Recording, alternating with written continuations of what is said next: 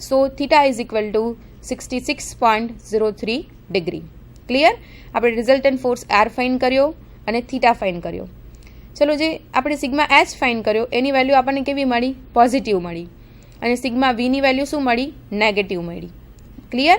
તો plus minus means કે કયું ક્વાડ્રન્ટ થશે? ફોર્થ ક્વાડ્રન્ટ થશે.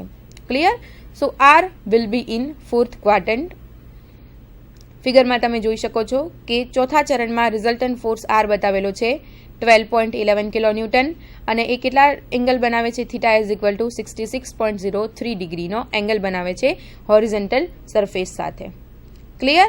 તો અહીંયા આપણને આપેલો હતો એક સ્ક્વેર એબીસીડી.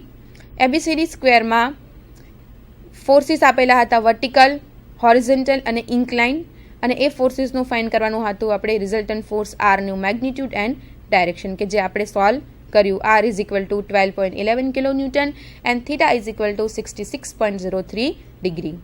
ઓકે સ્ટુડન્ટ, તો આ લેક્ચરમાં આપણે આ ક્વેશ્ચન સુધીનું જ પૂરું કરીએ. નેક્સ્ટ લેક્ચરમાં આપણે ક્વેશ્ચન 2ના જે ઓરના જે ક્વેશ્ચન્સ છે એ આપણે નેક્સ્ટ લેક્ચરમાં જોઈશું. Okay student, thank you.